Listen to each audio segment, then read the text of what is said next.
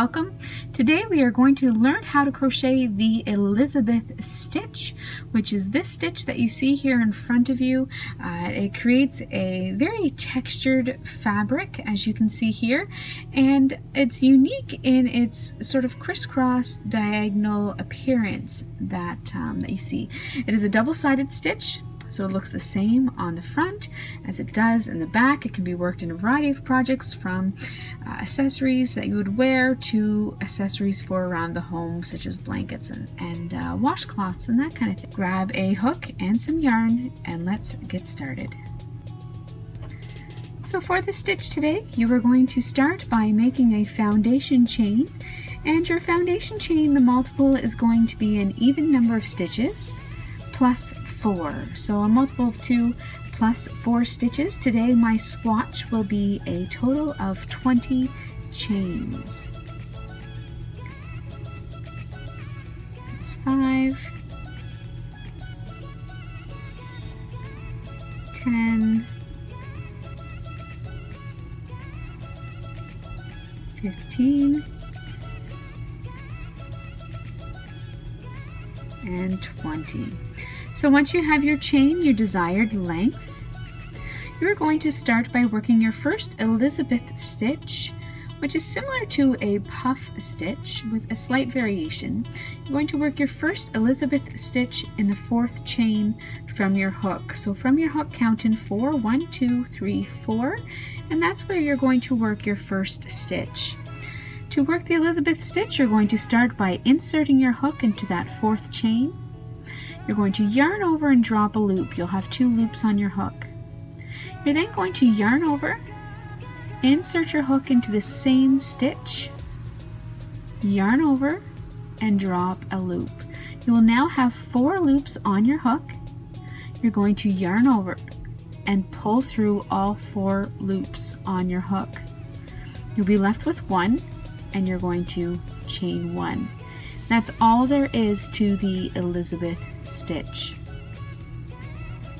Next, you're going to skip the next chain and work your next Elizabeth stitch in the following chain. So insert your hook, yarn over and drop a loop. You'll have 2 loops on your hook. Yarn over, insert your hook in the same stitch, yarn over and drop a loop. You'll have 4 loops on your hook. You're going to yarn over, draw your yarn through all 4 loops, and chain 1. That's your second Elizabeth stitch completed. You're now going to repeat that all the way across. Skip the next chain. In the next chain, work 1 Elizabeth stitch. Insert your hook, yarn over and drop a loop. Yarn over, insert your hook in the same stitch, yarn over and drop another loop. Once you have 4 loops on your hook, yarn over, pull through all 4 loops, and chain 1. Continue to work that all the way across your chain. Skip 1, then work an Elizabeth stitch. Skip 1, work an Elizabeth stitch. When you come to your final chain, you will work your final Elizabeth stitch in that chain.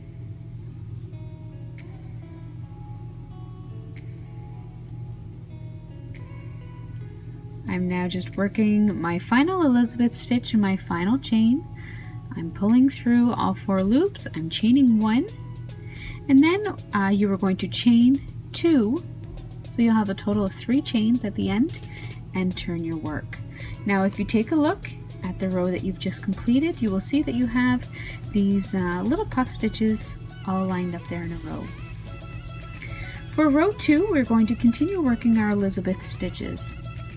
The first Elizabeth stitch is actually going to be worked at the base of your turning chain in the top of the Elizabeth stitch down below. So you'll see that you have these 2 V's here at the top of your work. Well, if you look under that first V, they'll be, and pull it apart, maybe if your stitches are tight, you'll see a little opening. That's where you're going to insert your hook, not under the chain 1, but in the top of the Elizabeth stitch down below.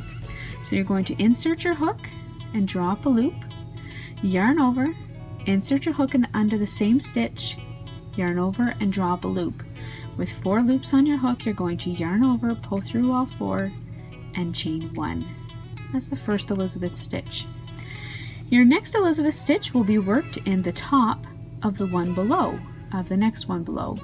So here's your next Elizabeth stitch here. If you pull it apart, you see that V there. You're going to insert your hook under the top of that stitch, drop a loop, yarn over, insert your hook in the same stitch, yarn over, drop a loop, yarn over, pull through all 4 loops, and chain 1. Find your next one. So on the top of your next Elizabeth stitch, insert your hook, yarn over, complete your next stitch,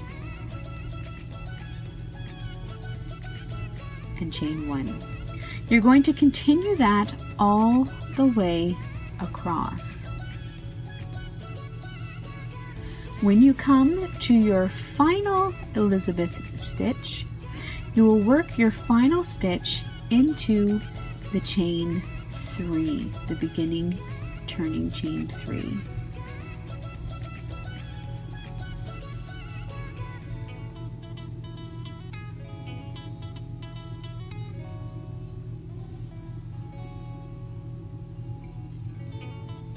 I'm coming up on my last and final stitch, my chain 1.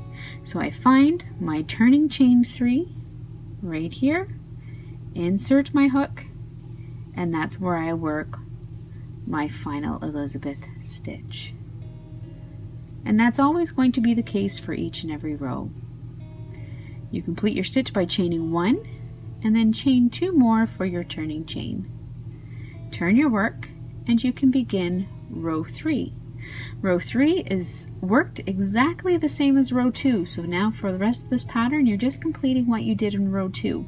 In the top of the Elizabeth stitch down below, you're going to insert your hook and work your first stitch, chain 1, move to the next Elizabeth stitch, insert your hook in the top of that stitch, work your next stitch, next Elizabeth stitch, and again all the way across. Remember, when you come back to your beginning turning chain, your turning 3 chain, you're going to work your final stitch under that turning chain.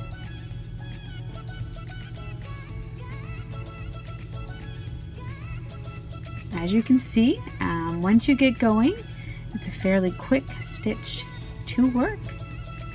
It's quite simple, but one that has some amazing results and is quite versatile. Coming to my final Elizabeth stitch here, under that chain 3, I'll work my final stitch. End with your chain 1 and then chain 2 more for your turning chain. And that's all there is to working the Elizabeth stitch. Thank you so much for joining me on this stitch tutorial on how to crochet the Elizabeth stitch. Happy crocheting! Bye!